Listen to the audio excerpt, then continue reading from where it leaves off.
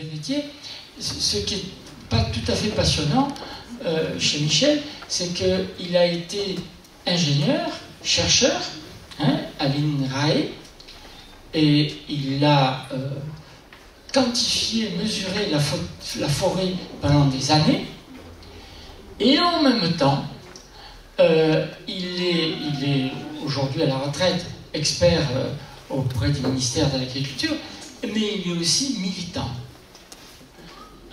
Parce que, pour parler de manière locale, notre forêt part en barrigoule à cause d'un phénomène que nous connaissons qui s'appelle le réchauffement climatique.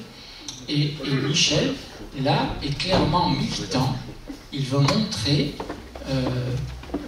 que certains processus sont bel et bien irréversibles.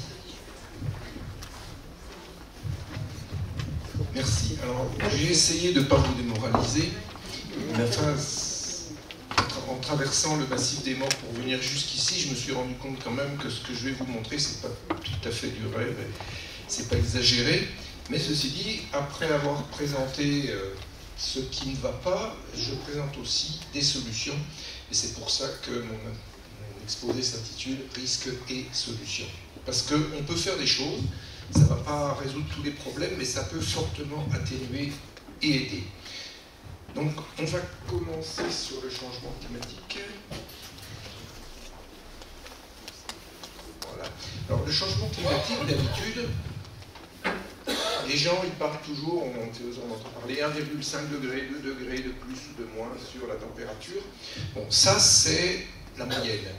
Sauf que le changement climatique, déjà, c'est à la fois sur le long terme et sur le court terme, et c'est pas que des moyennes, c'est des accidents, c'est une grosse variabilité climatique qui s'accentue, et c'est surtout, on verra à la fin de l'exposé, beaucoup d'interactions, c'est-à-dire que c'est pas le climat qui va jouer tout seul, il va jouer à travers ces interactions, avec les incendies, ici vous êtes bien placé pour le savoir, avec la gestion forestière, et puis avec tout un tas d'autres phénomènes, notamment les maladies, qui malheureusement émerge de plus en plus avec le changement climatique. Alors, pour vous donner une idée de ce que c'est que le changement climatique, vous avez l'évolution du climat ici sur les 2000 dernières années, on va dire, vous voyez, avec le bien connu optimum médiéval et le petit âge glaciaire, qui s'explique de façon très simple par des paramètres de l'orbite de la Terre, de l'inclinaison de l'axe de rotation de la Terre, et puis par exemple, au début du petit âge glaciaire, 4 éruptions volcaniques cataclysmiques qui ont refroidi la Terre pendant un certain nombre d'années et provoqué des événements en cascade. Et puis on soupçonne aussi, et c'est pas inintéressant, que l'arrivée des Européens en Amérique qui ont détruit qui ont fait mourir à peu près, on estime 95% de la population des Amériques, c'est probablement le plus gros génocide qu'on ait connu à l'échelle de la planète, c'est les maladies, plus de tous ceux qu'on a tués, qui ont décimé ces populations. Elles étaient plus nombreuses que celles de l'Europe à l'époque, et vous imaginez que tous ces peuples qui cultivaient la forêt amazonienne, on le sait maintenant, n'est pas du tout une forêt vierge, elle était très peuplée avant que les Européens ne la dépeuplent avec leurs maladies. On trouve actuellement, partout en Amazonie, on trouve des cités, des routes, des ponts, des temples noyés dans la végétation. Voilà. Donc, on a eu le petit âge glaciaire, mais quand on regarde même les plus optimistes des prévisions, des reconstitutions, on voit qu'on est très très loin du réchauffement actuel. Alors, quand on nous parle de plus 1,5 degré, j'en parle même plus, c'est un rêve, de plus 2 degrés en 2100, nous, on est déjà ici dans la région méditerranéenne. Donc, il ne faut pas nous dire, au rythme où ça va, qu'on sera encore à 2 degrés en 2100. Vous avez ici l'année 2023, en rouge. Vous avez ici en gris les limites de toutes les années entre 1940 et 2022, vous voyez. C'est-à-dire c'est les maximums, en gros, qui avaient été atteints, toutes années confondues. Et jusqu'à présent, quand on battait un record, on avait une ou deux petites pointes comme ça, vous voyez, qui dépassaient, qui faisaient augmenter cette ligne grise du haut, d'aller un peu plus haut. Regardez où se situe 2023. Pendant pratiquement 6 mois de l'année, on a été très, très au-dessus de cette courbe. Ça n'était jamais arrivé, jamais. Jamais la courbe d'une année exceptionnellement chaude jusque-là n'avait dépassé les limites actuelles sur plus de 1 mois ou 1 mois et demi. Là, on est pendant 6 mois, et en général, elle ne le dépassait que de 0,1 ou 0,2 degrés. Là, on est jusqu'à 0,5 degrés au-dessus pendant des mois. Donc voilà, quand on parle d'accélération du réchauffement climatique, voilà de quoi on parle. Donc vous voyez qu'on ne va pas vers un ralentissement de ce réchauffement. La zone méditerranéenne se réchauffe plus vite que la moyenne. Alors vous avez les océans 0,9, les continents 1,5. Donc la planète, actuellement, elle a pris 1,2 degré.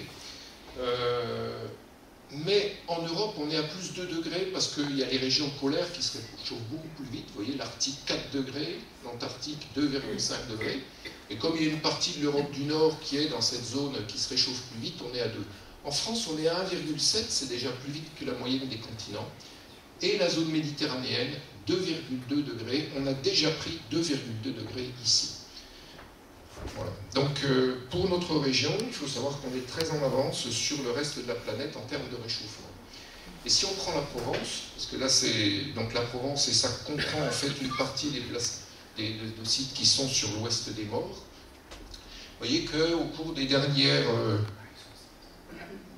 60 ans à peu près, on a pris déjà en moyenne, sur des moyennes de 10 ans, 1,5 degré depuis 1960, je ne parle pas depuis l'ère industrielle.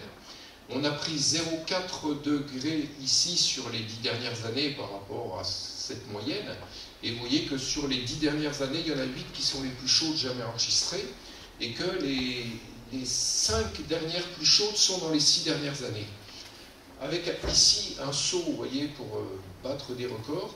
Et si on regarde bien, les années les plus fraîches de ces 10 dernières années sont quasiment toutes plus chaudes que les plus chaudes qui avaient été enregistrées précédemment. C'est-à-dire que nos années les plus fraîches maintenant sont plus chaudes que les années les plus chaudes des 50 ou 100 dernières années. Voilà. Alors, le climat, c'est aussi une combinaison, c'est-à-dire que c'est pas seulement des moyennes, c'est donc une combinaison de canicules et de sécheresse, avec une hausse moyenne, je ne vais pas rentrer dans tous les détails, qui fait qu'en gros, en 40 ans, chaque année, le stress pour la végétation augmente de 3,5 à 4%, soit les canicules, les sécheresses ou la combinaison des deux, ce qui représente en 40 ans entre 140 et 180 jours de stress supplémentaires par an pour la végétation. Si on rentre dans les détails du climat, la moyenne non plus, ça ne veut pas dire grand-chose. Par exemple, ici, les températures d'été augmentent de 0,5 degrés tous les 10 ans, soit 5 degrés en 100 ans. C'est-à-dire que d'ici la fin du siècle, comme ça a déjà commencé à augmenter, on sera à plus 5 degrés. Les maximums d'été, ça veut dire que les maximums d'été seront régulièrement au-dessus de 50 degrés. 50 degrés des maximums d'été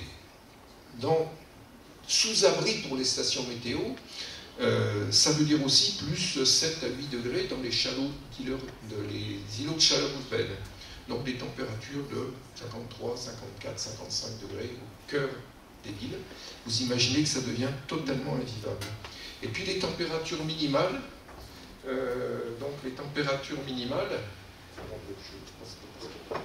voilà, les températures minimales, elles augmentent plus vite que les températures maximales. Vous voyez, ce qui pourrait être une bonne nouvelle, mais ce qui n'est pas du tout une bonne nouvelle, parce que qu'est-ce qui fait que la végétation se repose la nuit, qu'elle peut se réhydrater, c'est qu'il fait plus frais la nuit.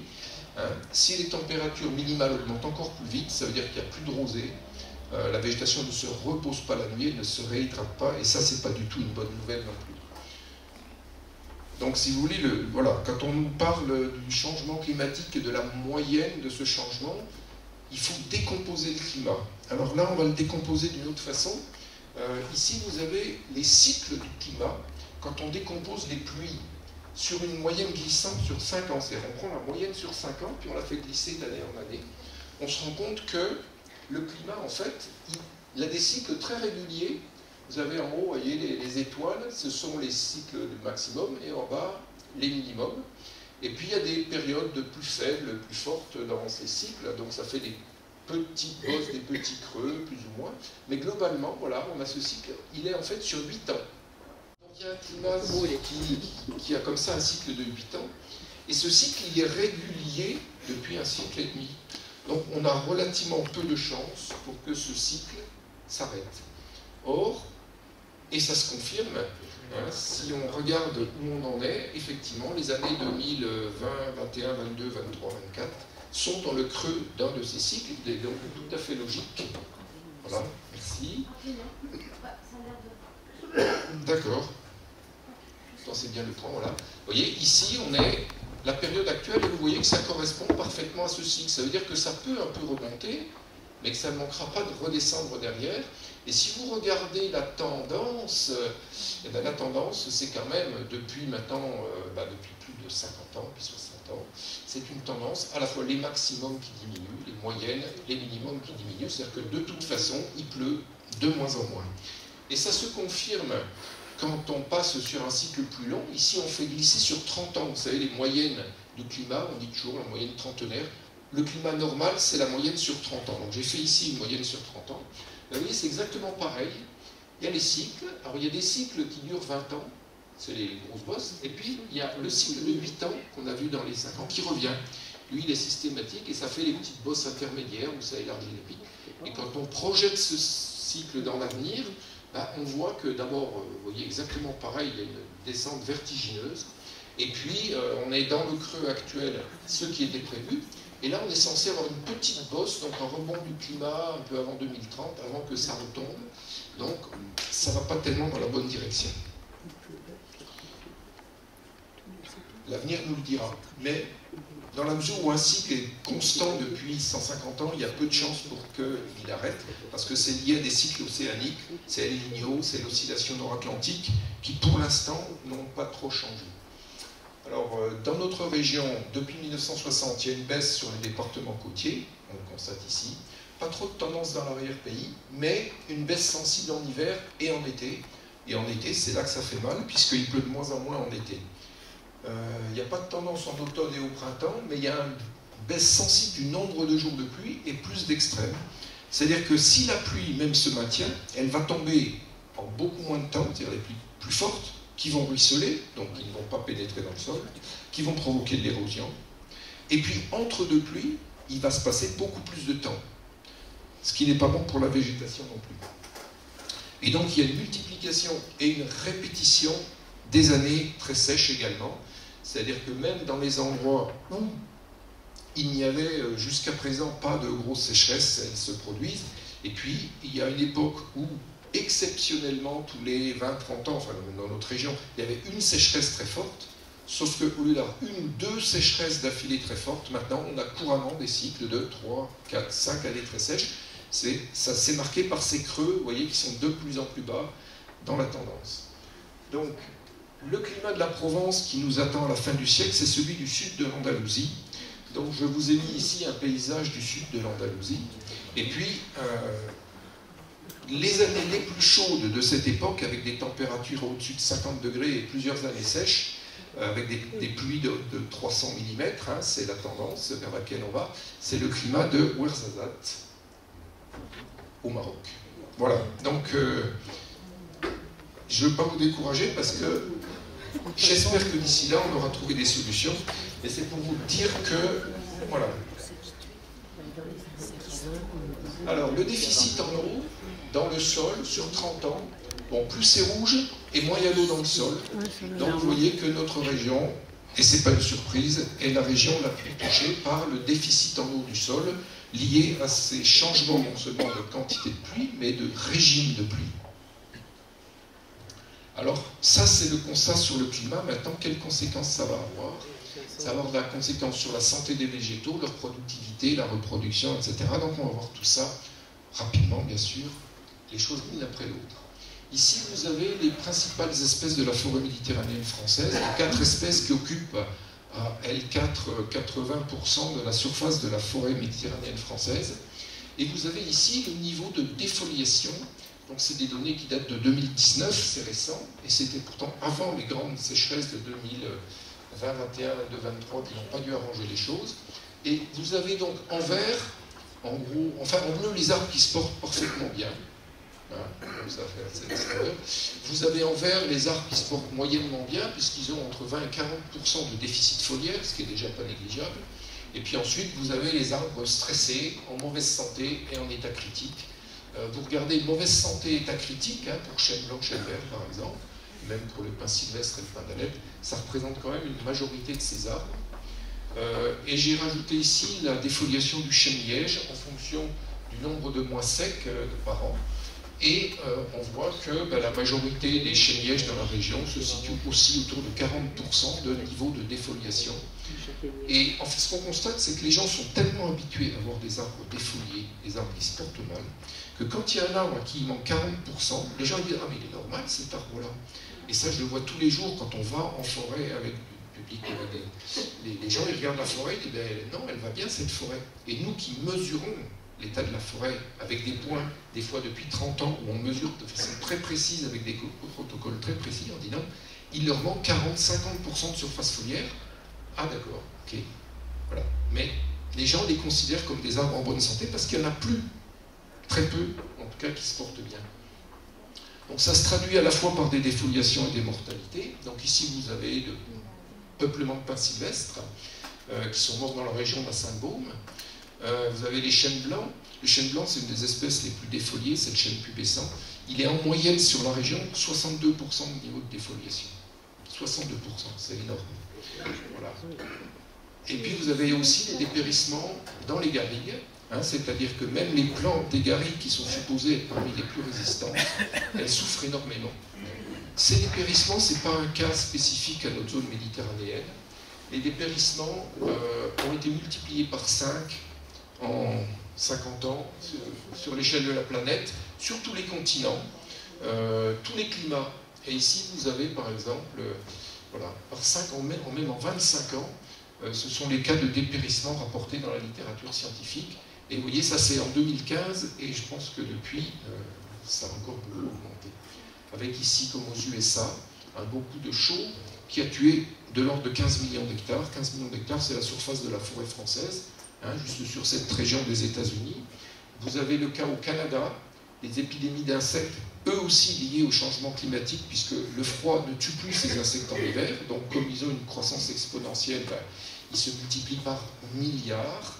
Et vous avez là aussi, d'un seul tenant, plus de 15 millions d'hectares qui sont morts en quelques années. Alors, maintenant, comment ça va se traduire sur la productivité des forêts? Alors, ce qui a fait que les peuplements forestiers ont beaucoup augmenté en croissance au XXe siècle, parce que pendant tout le XXe siècle, on a constaté une forte augmentation de la productivité des forêts, de l'ordre de 20 à 50% en moyenne sur tous les continents, eh bien, c'est qu'il y avait le réchauffement climatique qui allongeait la saison de végétation quand c'était des climats où il y avait du froid.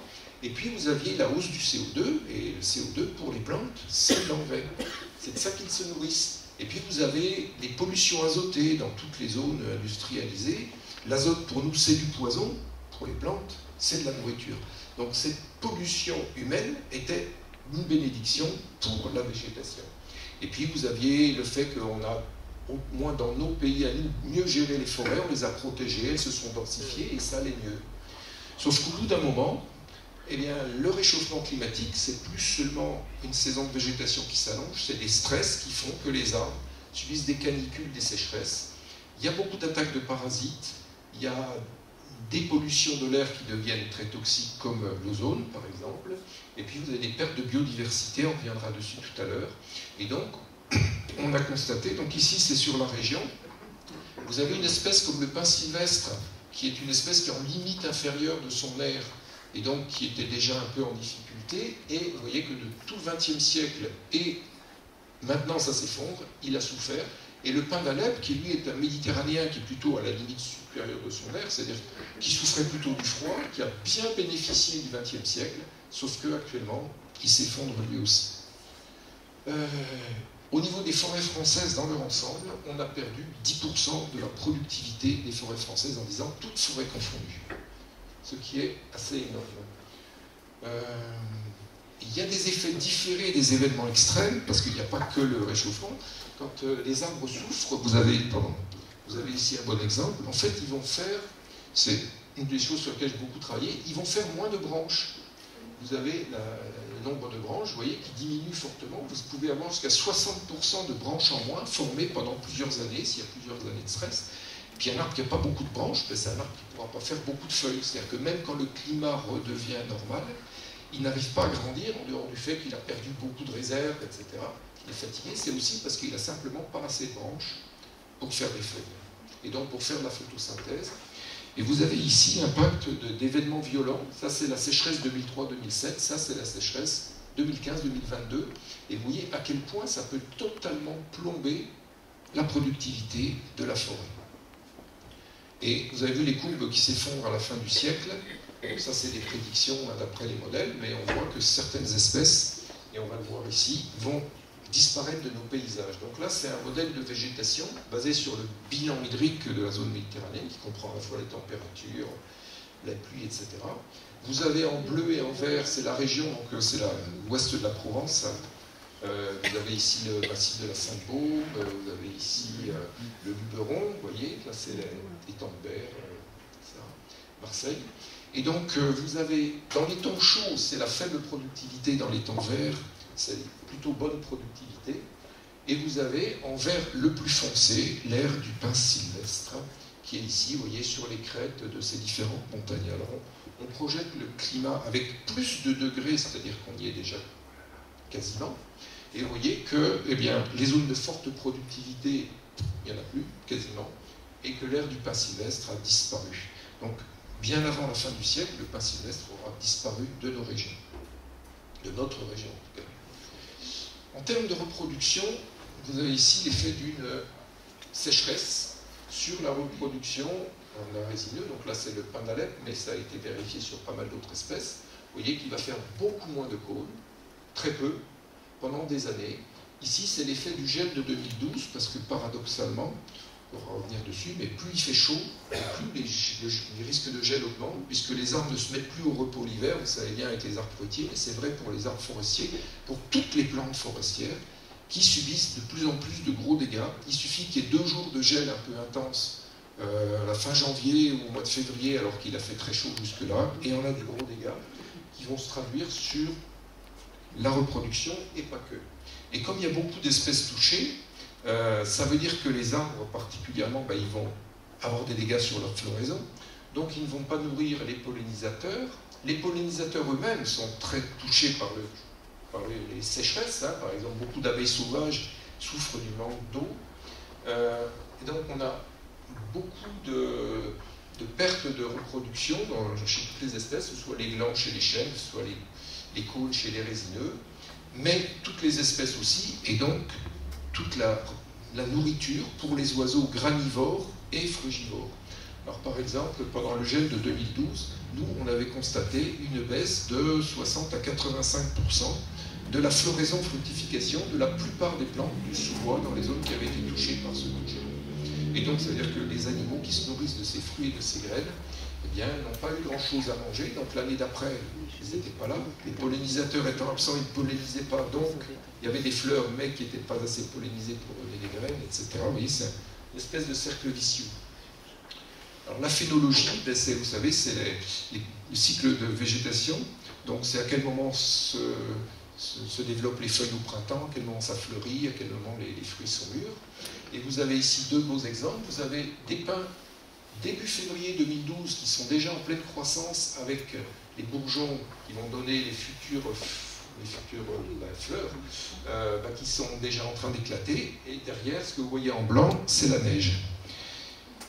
Il y a eu gros coups de neige, gros coups de froid, et toutes ces pousses ont été perdues. Et vous avez ici, par exemple, à droite, un chêne en décembre 2016, vous avez des chênes en pleine floraison.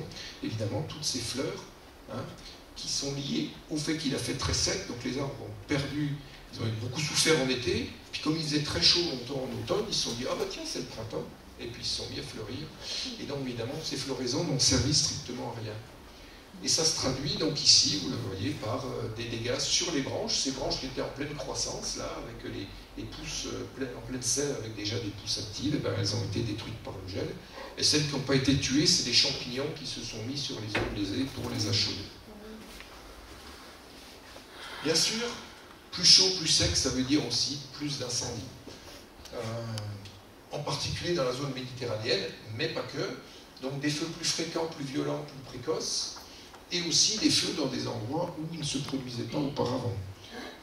Et dans la zone méditerranéenne, des risques de méga-feux, alors on en a beaucoup parlé, hein, il n'y a pas de définition précise, mais quand on sait ce qui se passe dans d'autres pays qui ont vécu juste avant nous des niveaux de sécheresse vers lesquels on va, on sait que des feux de 10 000 hectares qui étaient des grands feux chez eux, maintenant ils ont des feux de 30, 40, 50 000 hectares. C'est peut-être ce qui nous attend aussi si on ne prend pas des mesures pour se préparer à ce risque de méga-feu. Voilà. Et puis donc des zones qui ne brûlaient jamais, ben oui, maintenant on a des feux de plusieurs dizaines d'hectares dans les Vosges, dans le Jura, dans les Alpes, même plusieurs centaines d'hectares, des choses qui ne se produisaient quasiment jamais. Vous avez vu l'été dernier, auparavant, il y a eu des feux de 5000 hectares en Bretagne. Alors, c'est pas qu'il n'y ait jamais eu des feux dans les Landes de Bretagne, il y en a toujours eu de cette ampleur, c'était plutôt rare.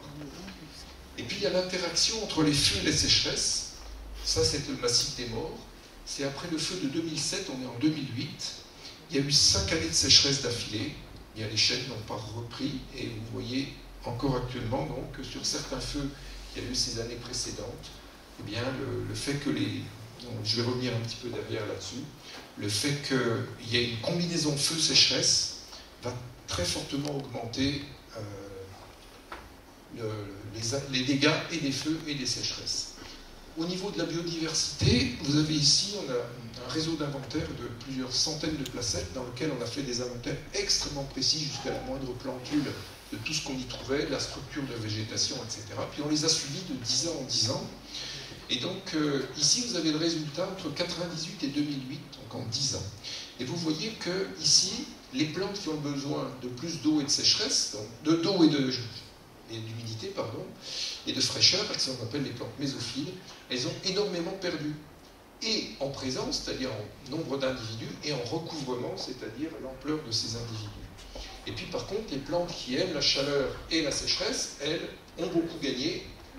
En fait, elles ont pris la place de celles qui disparaissaient. Donc, déjà actuellement, ça ne se voit pas forcément, parce que la très grande majorité de ces plantes, c'est des petites plantousses du sous-bois, donc si on n'est pas botaniste, hein, ça ne se voit pas. Hein, c'est des petites plantes qui meurent discrètement sans laisser trop de traces, mais il n'empêche qu'il y a eu quasiment 15% de la flore qui a changé en 10 ans. C'est colossal. Vous imaginez 15% en 10 ans, ce que ça va donner dans 30, 40, 50 ans. Ici, vous avez l'évolution encore 10 années supplémentaires. Donc en noir, c'est la courbe qu'on avait observée en 2008. Donc, et, pardon, hop là.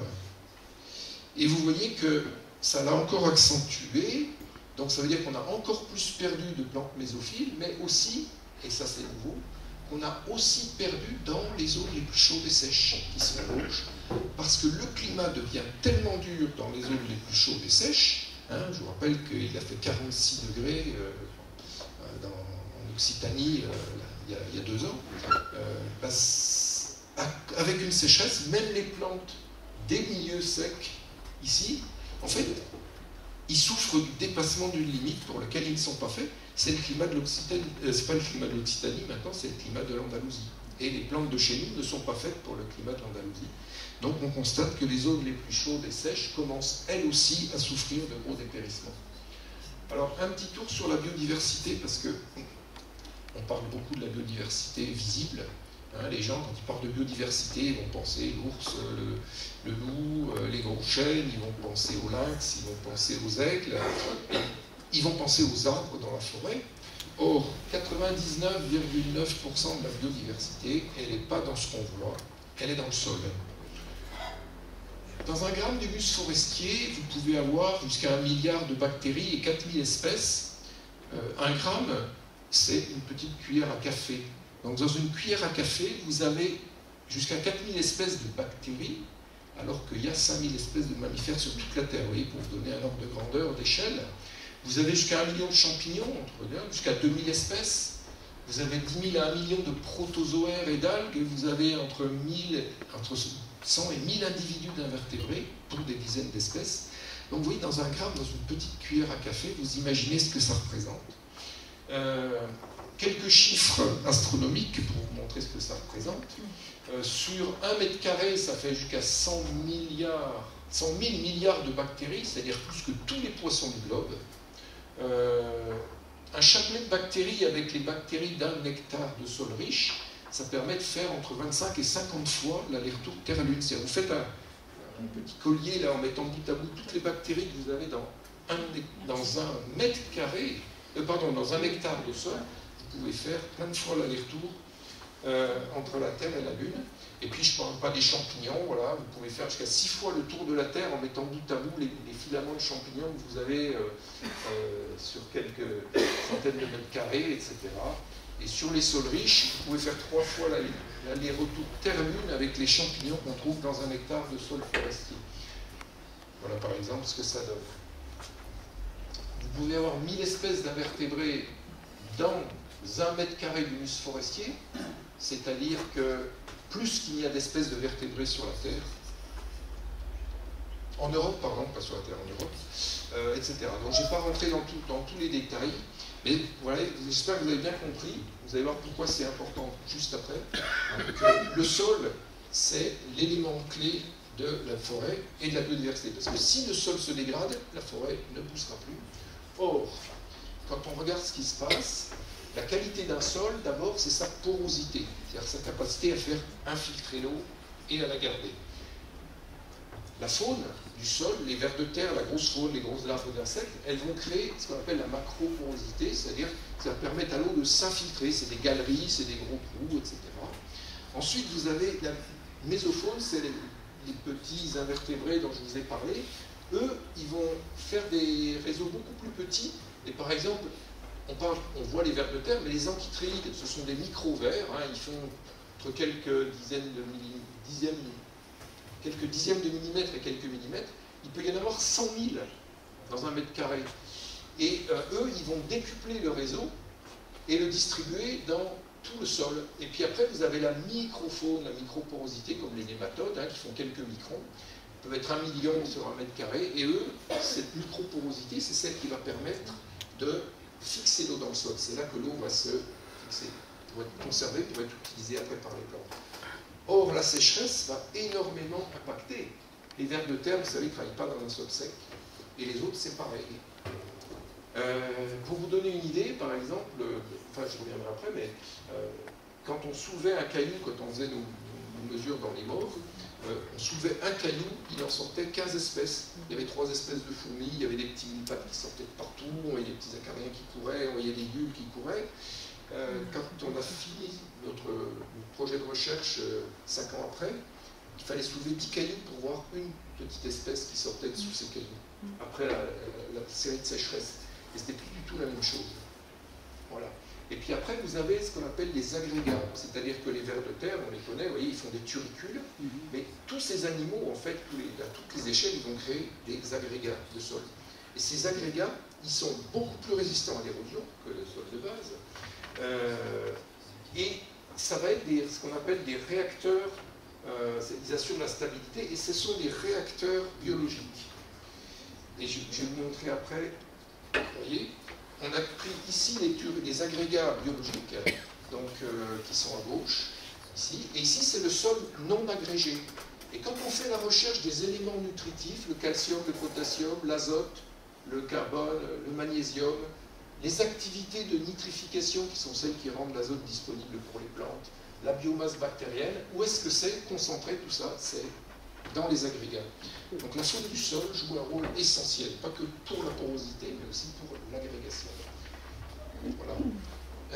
Et la troisième, c'est l'activité. Les activités, c'est quoi? Si vous voulez que les bactéries dégradent l'azote, mais qui dégradent la matière organique, il y a toute la faune qui va dégrader la litière, les feuilles qui tombent des arbres, les branches qui tombent des arbres, etc., des plantes du sous-bois.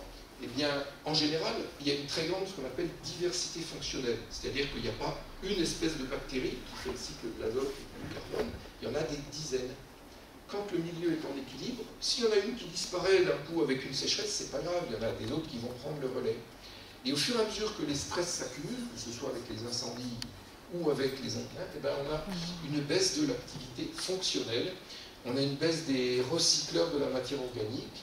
On a une baisse, en fait, on a des trous dans la chaîne alimentaire, ce qui fait que la chaîne alimentaire n'est plus équilibrée. Vous avez ici, par exemple, l'exemple d'agrégats, vous voyez, de vers de terre. Il y a des endroits dans les morts, quand on a commencé notre étude, il n'y avait pas 1 cm² sur le sol qui n'était pas couvert de turicules ou de restes de turicules dégradés. Et quand on est revenu quelques années après, on avait des fois du mal à trouver un turicule. Et vous verrez pourquoi, j'ai un diapo sur les vers de terre par la suite.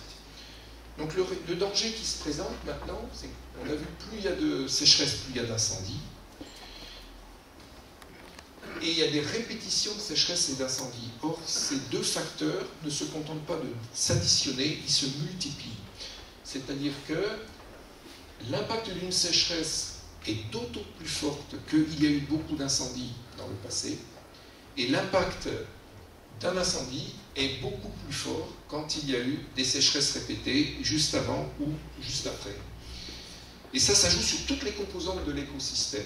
Ça joue à la fois sur les arbres, ça joue sur la productivité de la forêt, ça joue sur la biodiversité, ça va jouer énormément sur la faune et la flore du sol. Et donc c'est la répétition des incendies et des sécheresses cumulées qui va jouer. L'exemple des vers de terre qu'on a particulièrement étudié, vous avez en bleu ici dans les témoins, c'est-à-dire des placettes qui n'avaient pas été brûlées depuis 50 ans, ce qui n'est pas très vieux, mais ce qui pour les morts est déjà une performance. Et puis vous avez ici des parcelles qui avaient subi entre 3 et 4 feux. Et vous voyez que les vers de terre, eh bien, à la fois, malgré les très grosses sécheresses qu'on a eues entre 2003 et 2007, eh bien, ils ont beaucoup mieux résisté dans les zones qui n'avaient pas brûlé. Donc vous voyez, la même quantité de sécheresse va donner des effets différents suivant qu'il y a eu plus ou moins d'incendies. Et on peut faire exactement le même dessin si vous mettez la répétition des incendies et des feux à l'inverse. Voilà. La richesse la biologie du sol, l'activité du sol dépend de la matière organique. Le carbone du sol, c'est le carburant du sol. C'est-à-dire que toute la faune, la flore du sol, au départ, son carburant, c'est la matière organique. Après, c'est les chaînes alimentaires. Mais au départ, c'est la matière organique qui l'est. Or, il y a une forte réduction par les feux, la combustion directe, l'érosion après le feu, les travaux. Il y a une productivité plus faible de la forêt avec la répétition des sécheresses et des incendies, on l'a vu, donc moins de matière organique restituée au sol. Et tout ça, bien, ça va baisser la quantité de carbone qu'il y a dans le sol. Et en voici une très bonne illustration. Ici, vous avez les témoins de 50 ans. Et vous avez 3 feux en 50 ans, c'est en gros un feu tous les 25 ans, ce qui représente pas mal de surface. Alors, il y a une quantité qui ne bouge pas, c'est les charbons. Parce qu'en gros, chaque incendie recrée les charbons tout en brûlant un peu ceux des incendies précédents, donc ça ne bouge pas. Mais de toute façon, c'est une matière qui est inerte.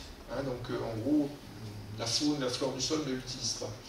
Vous avez la quantité de matière organique à la surface du sol, c'est vraiment dans les 5 premiers centimètres. Les 5 premiers centimètres, en fait, vous voyez que dans les sols, même dans les témoins qui n'ont pas brûlé depuis 50 ans, la matière organique est concentrée en immense majorité dans les 5 premiers centimètres.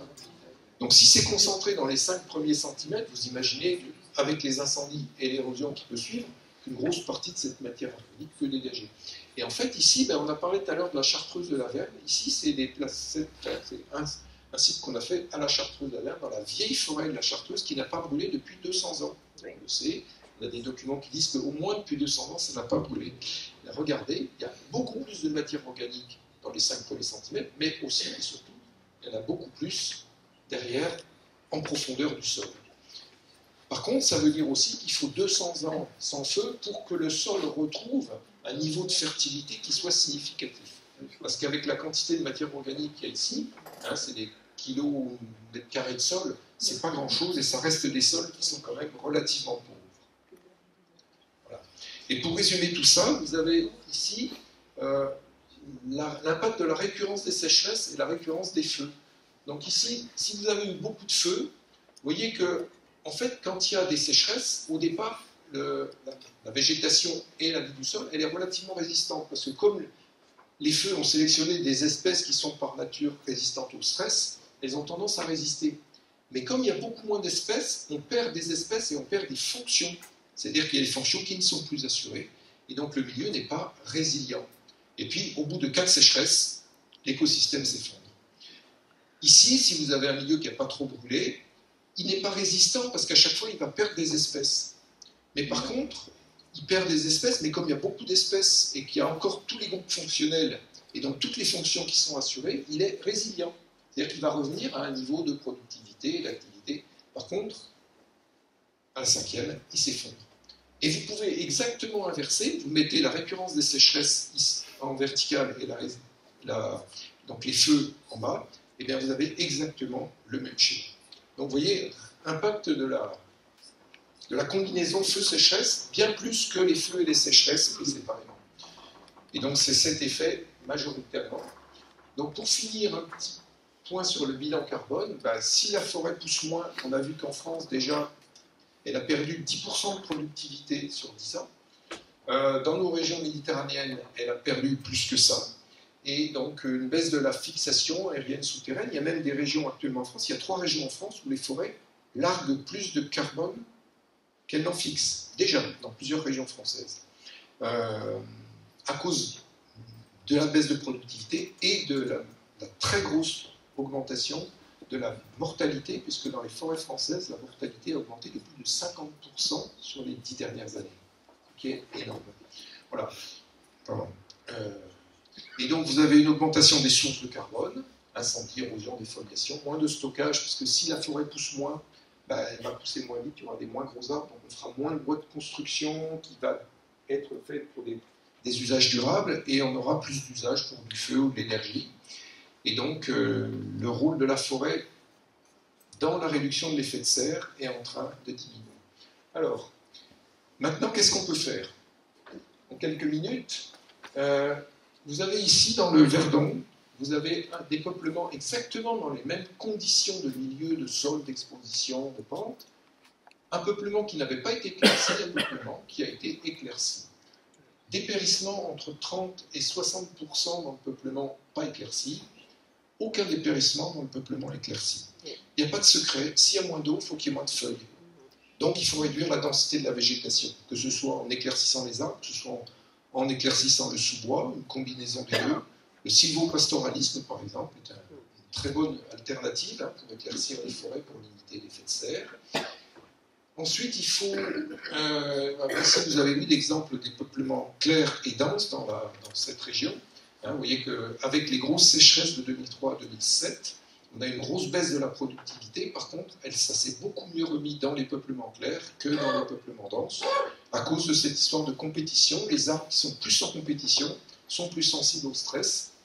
Ensuite, vous avez l'âge. Les arbres, c'est comme les hommes. Qui est-ce qui a eu des problèmes avec le Covid? Ce n'est pas les jeunes en pleine force de l'âge, c'est les personnes âgées. Et chez les arbres, c'est pareil. Vous avez ici, on a remis au même niveau donc les... on a mis au même niveau avant 1960, ici, toutes les classes d'âge qu'on a actuellement.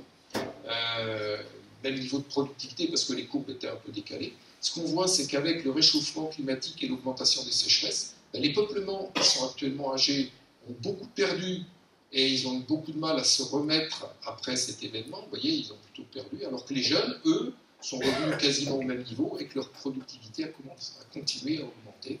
Et puis les peuplements d'âge moyen, ils sont entre les deux, ils ont un peu perdu, mais c'est pas catastrophique. Donc, rajeunir les forêts. Il y a des forêts où on sait que les arbres vont mourir, par exemple les peuplements de pins sylvestres à basse altitude, il n'y a aucune illusion à se faire, s'il n'y a pas un changement climatique majeur, ils vont disparaître. Le chêne blanc, déjà 62% de défoliation, il est en train de mourir dans beaucoup d'endroits, on sait qu'à basse altitude, les forêts vont disparaître.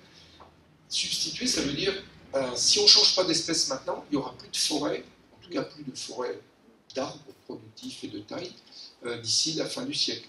Donc si on veut qu'il reste des vraies forêts, pas seulement des garrigues et des maquis, ça veut dire qu'il faut dès maintenant commencer à mettre d'autres espèces. Il faut les éclaircir, on l'a vu, il faut les rajeunir et les diversifier, parce que, j'en ai pas trop parlé, mais il y a aussi un très gros problème avec les maladies.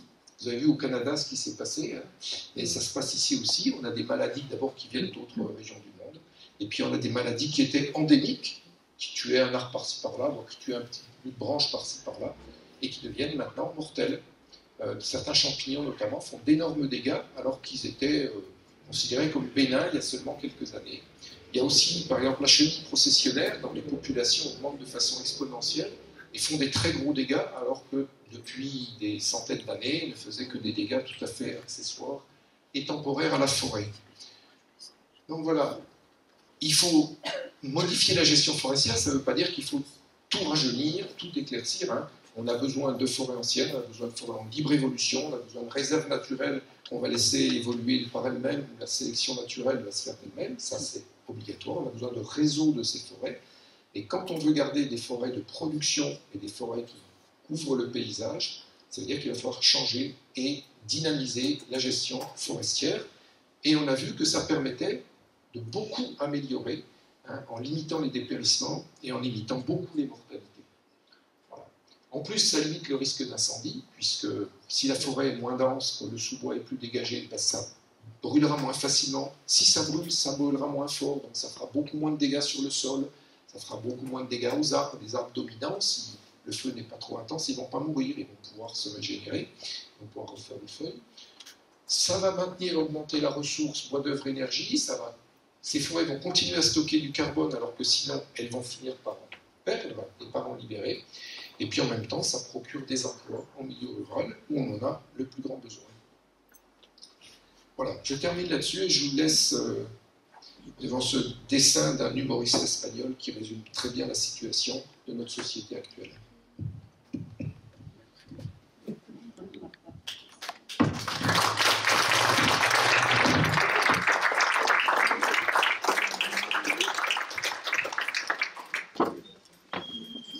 Merci Michel. Est-ce qu'il y a des questions? Ça vaut la peine de les poser. Est-ce qu'on sait déjà par quelles espèces on peut remplacer les arbres des pas sylvestres notamment? Oui, ben déjà, on peut se servir des espèces méditerranéennes qu'on a chez nous, c'est-à-dire qu'on peut régénérer, ben déjà, quand il est suffisamment en altitude, le pin sylvestre pris en relais par le chêne pubescent, par exemple, il faut quand même que ce soit déjà un peu en altitude. Le pin d'Alep peut remonter. Alors, le pin d'Alep, il était énormément décrié, hein, parce qu'on disait qu'il met le feu, il est invasif, il est tout ce qu'on veut. Sauf que le pin d'Alep, à basse altitude dans notre région, c'est une des seules espèces autochtones qui sera capable à la fin du siècle de continuer à donner des grands arbres. Il ne faut pas compter sur le chêne vert. Le chêne vert, vous avez vu, il est déjà à 50% de défoliation, donc il peut survivre. Mais ce n'est pas lui qui va faire la production de la forêt, ce n'est pas lui qui va faire des grands arbres. Au moins dans le futur. Donc si on veut des grands arbres, on peut miser sur le pin d'Alep. Hein, donc il faut qu'on arrête de crier haro sur le baudet pour le pin d'Alep. C'est une des chances, c'est qu'on a des forêts de pin d'Alep. Et y compris ici dans les Maures, où ils se portent beaucoup mieux que dans la Provence calcaire. C'est juste que, comme ici on préférait le pin maritime, bah, ni le pin maritime, sauf que le pin maritime, bah, d'une part il est moins résistant à la sécheresse, et d'autre part il a le Matsumokus, la maladie qu'il a décimée, donc on ne peut plus compter sur lui. Donc même dans les Maures, on peut compter en partie sur du pin d'Alep pour diversifier la forêt. Je ne dis pas qu'il faut en mettre partout, qu'il faut qu'il y ait des forêts que de ça, c'est une option. Et puis il y a toutes les forêts, il y a toutes les espèces de sous-bois méditerranéens, les érables de Montpellier, il y a les filaires, il y a les nerprins, etc. C'est des arbustes, des petits arbres.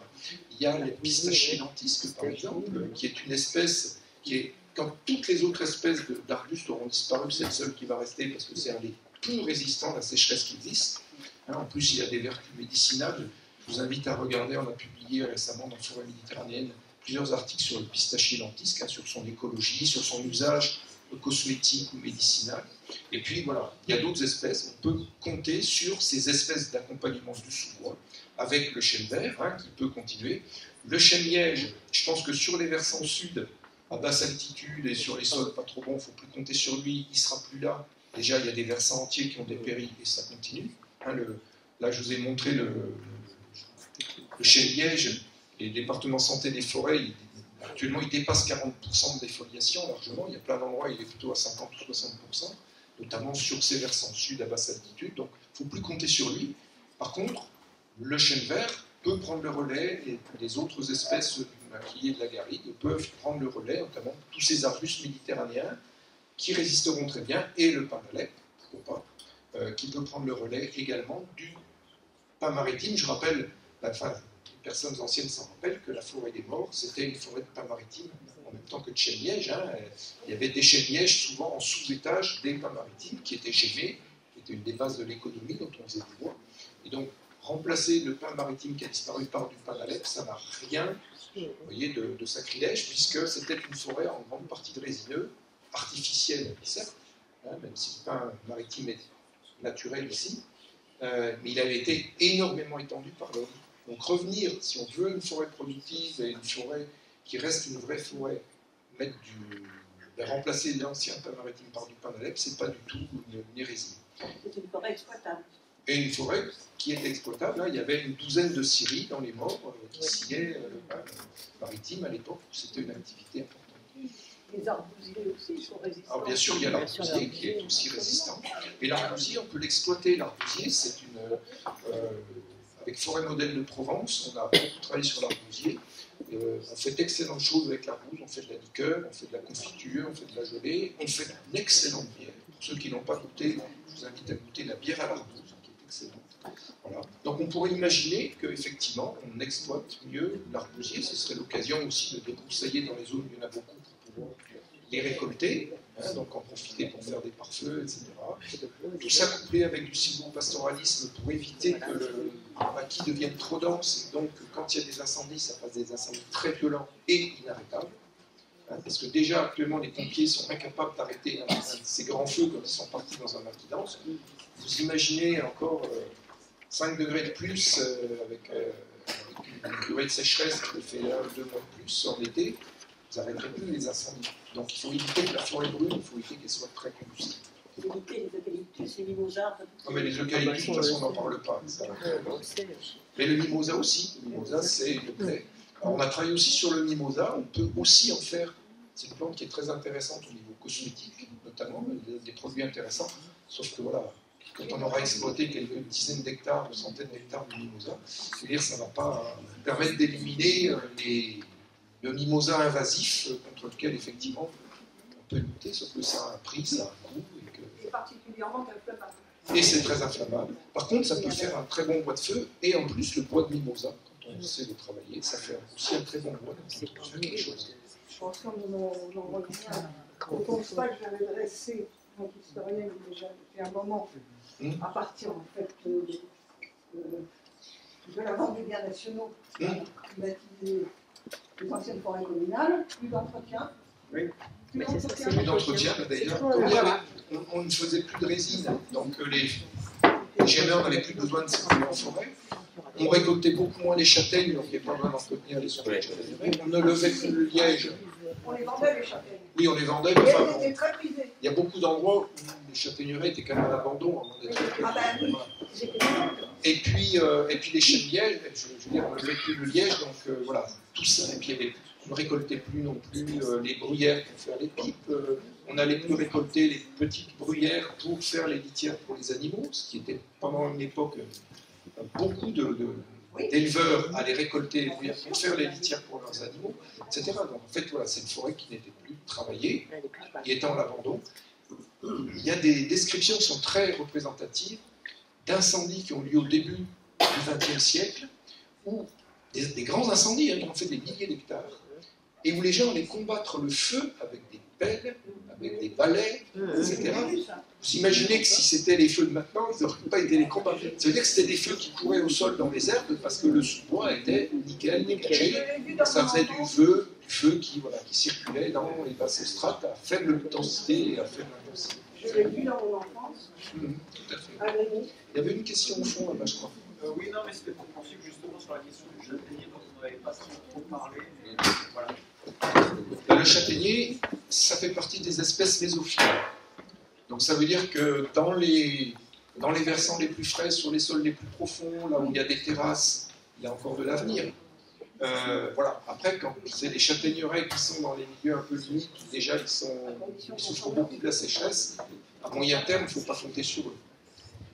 Vous n'avez pas parlé des pins parasols, évidemment, qui en ce moment souffrent de la cosmique tortue et qui va faire Le pin parasol, c'est un pin méditerranéen qui résiste bien à la sécheresse, mais qui, pour être résistant, a aussi besoin quand même d'un minimum de sol. Il est beaucoup moins résistant à des mauvais sols que le pain maritime ou le pain d'Alep. Il y a cette maladie qui se développe, c'est comme beaucoup de... Et si ces maladies se développent, c'est aussi parce que les arbres sont affaiblis. Et donc des parasites qui ne devraient pas faire trop de dégâts font beaucoup de dégâts parce que les arbres ne savent plus résister à ces parasites. Donc ils en souffrent beaucoup plus. Avant, ils avaient suffisamment de réserves, ils étaient attaqués, ils se défendaient, ils émettaient de la résine, et puis ils avaient des réserves une fois l'attaque passée pour se reconstituer très vite. Là, ils souffrent tellement de la sécheresse qu'ils n'ont plus de réserves. Ils n'ont plus de réserves, donc c'est un peu comme vous. Vous êtes malade, vous n'allez plus faire vos courses, et quand vous sortez de votre maladie affaiblie, vous n'avez plus rien à manger. C'est pas cool. Oui. Un arbre qui a des branches malades, il faut mieux les couper, des branches, pour essayer de lui redonner de la vigueur. On taille ou pas? Tailler un arbre qui est en mauvaise santé, ça peut lui faire du bien parce que ça va réduire sa surface foliaire, ça va aussi beaucoup réduire sa hauteur, parce que le problème des arbres, c'est que l'eau, il la pompe dans le sol, mais l'énergie qu'ils doivent dépenser pour la monter jusqu'en haut, c'est pas pour un hasard que dans les pays tropicaux humides, les arbres font 60 mètres de haut. Les forêts californiennes, des séquoias géants qui montent jusqu'à 100 mètres et Douglas, c'est parce que c'est des climats hyper humides où l'eau ne fait pas défaut, les sols sont profonds et donc les arbres. Voilà. Dans les pays secs, les arbres ne sont pas hauts, tout simplement parce que déjà ils vont puiser l'eau beaucoup plus profond. Donc pour aller chercher l'eau profonde, ils ont déjà toute la remontée de je ne sais combien de mètres pour arriver à la base de l'arbre, puis ensuite il faut la monter. Et plus il fait sec, mais plus c'est difficile parce qu'en plus, pour résister à la sécheresse, les arbres ils font des petits vaisseaux conducteurs de sève pour éviter qu'ils implosent. Parce qu'un gros vaisseau, la pression sur les parois fait qu'il peut imploser, il fait beaucoup plus facilement ce qu'on appelle de la cavitation, des bulles d'air. Les thermomètres qu'on avait dans le temps, quand il y avait des bulles, ils ne marchaient plus. Mais dans les vaisseaux conducteurs de sève, c'est pareil. Quand il y a trop de dépression à cause de la sécheresse, ça fait des bulles et la sève ne circule plus et les vaisseaux se contractent. Donc les arbres qui ont besoin qui vivent dans les zones sèches ont des beaucoup plus petits vaisseaux. Comme ils sont plus petits, c'est plus difficile de faire circuler l'eau. C'est une forme de résistance. C'est un compromis entre voilà. Et ça veut dire que si un arbre souffre de la sécheresse, vous pouvez le rabaisser, ça va lui faire du bien parce qu'il aura moins besoin de monter l'eau en haut. Et deuxième question, si vous avez le temps, tout le monde brûle en ce moment, on voit dans les propriétés privées, tout le monde ratisse, tout le monde brûle les feuilles. Non, les feuilles, on les laisse au pied des arbustes idéalement, faire un paillage avec des feuilles au pied d'un arbre pour éviter la sécheresse l'été, c'est mieux que de brûler les feuilles. Ça, c'est la question. Ou vous en faites du compost et vous répandez le compost au pied des arbres. D'autant que quand on brûle en même temps le sol. Le sol. Voilà. Et toutes les graines qui on voit tous les feux en ce moment, tout le monde. Normalement, c'est interdit. Plus, ça fait que le carbone repart très loin dans l'atmosphère, alors qu'il pourrait être libéré beaucoup plus longtemps. Merci Michel, merci à tous les intervenants, merci à vous d'être venus. Et nous nous rencontrerons l'an prochain, en 2025, le dernier samedi de janvier, et je ne sais pas encore. Mais ce sera le dernier samedi de janvier. Je vous souhaite une bonne soirée et Merci. on se dit à bientôt. Merci.